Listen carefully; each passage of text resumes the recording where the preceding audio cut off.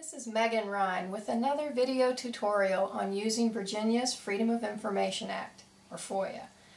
Despite its name, the Freedom of Information Act is not free. FOIA says that a fee can be charged to cover the cost of searching for, retrieving, copying, or mailing the records to you when you request them. The fees are supposed to be reasonable and should not exceed the actual cost incurred. So what does that mean in practice? Well, it means that the public body can charge a per copy fee for the cost of paper, for ink, for envelopes. They can charge for the direct cost of postage. And the biggest expense of all, they can charge for the staff time that it takes to fill the requests. This is the hourly rate of the employee who searches for, copies, and otherwise reviews the records.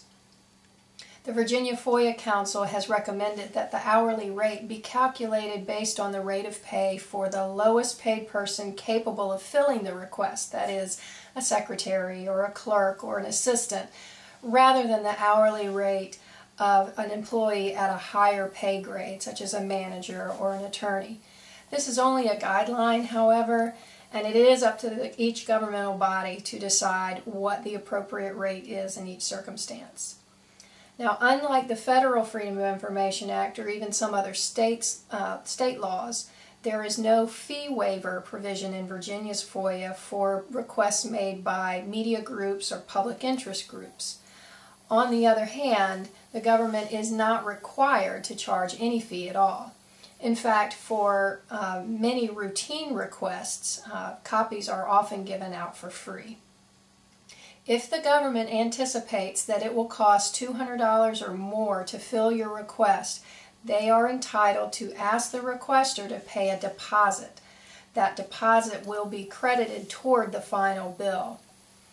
This is also the time, though, that a requester can begin to negotiate with the government over the request, starting with asking for a breakdown of how the charge was reached. Now, because FOIA encourages government and requesters to work together, there are a few things that you can do to try to reduce the overall cost of your request. For starters, you can ask to inspect the records instead of having copies made and mailed to you. Or you could modify your request by asking for a smaller set of records for, say, for a shorter period of time or for a specific project or for a specific individual instead of a great big huge request. You can also break down your request into multiple requests, say one request this month, another one next month, and so on, basically paying as you go for what you can afford. And finally, if you end up in a dispute over fees, you can seek the guidance of the FOIA Council, but ultimately only a judge can rule on whether the fees are reasonable and actually reflect the public body's actual costs. This has been Megan Ryan, Executive Director of the Virginia Coalition for Open Government.